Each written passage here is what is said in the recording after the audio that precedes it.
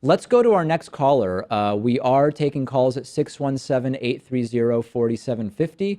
Our next caller is from the 509 area code. Caller, what is your name and where are you calling from? Hey, this is David from Spokane, Washington. Hey, great. What's on your mind? Oh, thanks for having me on, David. First, I just wanted to say, really appreciate the work you do. You run a great show. You're especially good at interviews. I just really like your unrattleable style. Thank you. Anyway, I did have a question that I've kind of been wanting to ask you about Israel. Okay.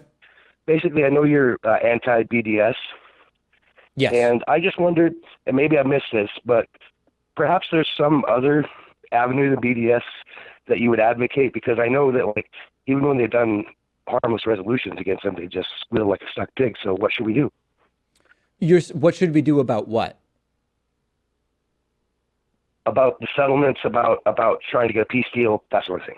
Okay. So BDS is not going to help stop settlements or get a peace deal done. And if anything, it's going to hurt, and I've addressed that before.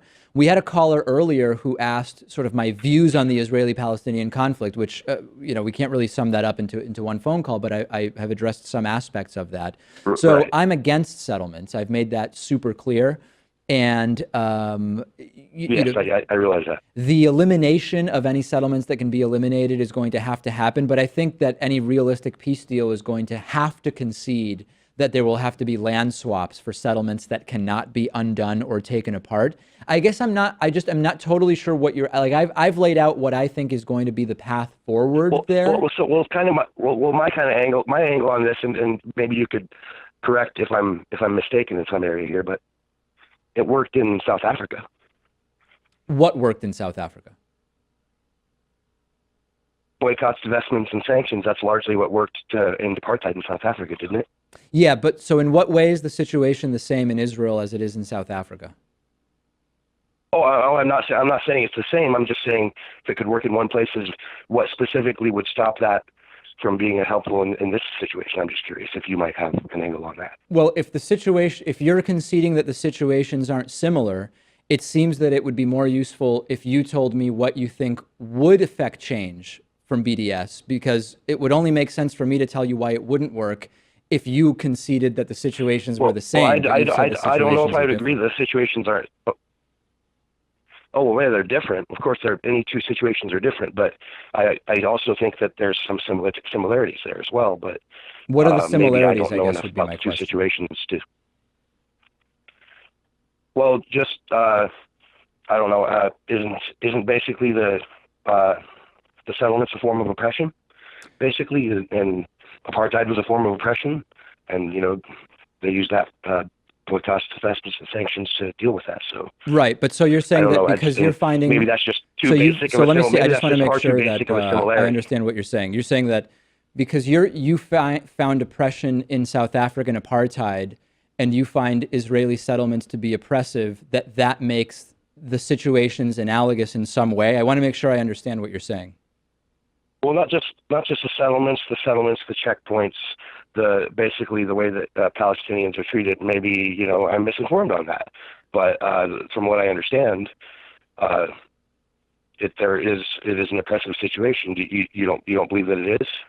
Well, you're asking me a bunch of different questions here. I mean, I think the situation currently in Israel is bad. It's very bad, and it's very bad not only for Palestinians but also for Israelis in many ways.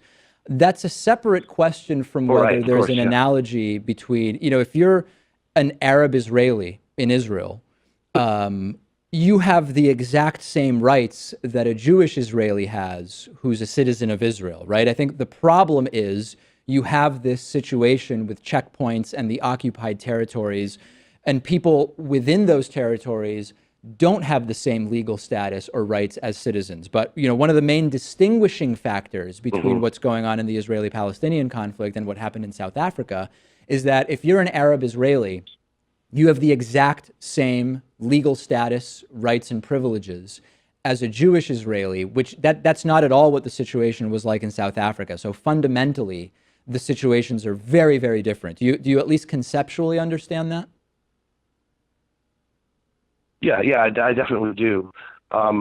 I guess I just like, but what is the harm generally with the boycotts, divestments, and sanctions? Why would that not work, or why is it harmful somehow? It's not like a violent action. It's not some is it like, maybe I don't understand the seriousness. Yeah. So of here, it, let me lay it out for you here. So, if you're an individual who supports the BDS movement, you're not necessarily, by virtue of that, anti-Semitic. You don't necessarily want to see the elimination of the state of Israel, right? As an individual supporter of BDS, it would be fallacious to assume that you hold those views. However, the BDS movement in and of itself, and you can research this and it's widely on record, the BDS movement itself is, number one, providing safe harbor for countless anti-Semites who claim to favor BDS for every single reason other than anti-Semitism. And in addition to that, BDS does hold as a goal the elimination of the state of Israel as we know it. So sort of from a systemic level, one of the main issues is that while individuals... I would never support that, and I don't think a thinking person... Oh, go ahead. Sorry. I'm sorry, you don't think what? I'd never support that, and I don't think, there's out there, fringe anti-Semite type people who might support that, but I think that, do you think the average person who supports BDS thinks that way? What I'm telling you is it doesn't matter, because by supporting the BDS movement, you're supporting a movement that has the characteristics that I just mentioned. So whether the individual supporter is or is not someone who believes those things doesn't matter. And listen, I got to run, but the other thing I would say is it will also be completely counterproductive in that the BDS movement, in part, seeks to boycott Israeli companies that make it a point to employ Palestinians from the West Bank and to work with the system that is in place to provide jobs to lots of those people. And so in so many ways, it's just completely counterproductive and it won't achieve its goals. It hasn't been working and it's not going to work. That's my view. Well, I really appreciate you clearing up your views on that with me, David. And again, like I said, I really appreciate all the work you do here on YouTube and also at the radio show and all that. So, okay, great. Thanks. Thanks so much. Really appreciate it. Let's take a break. We will be back with more calls after the break. Discuss any of these topics with us on our Reddit discussion forum, davidpakman.com/REDDIT.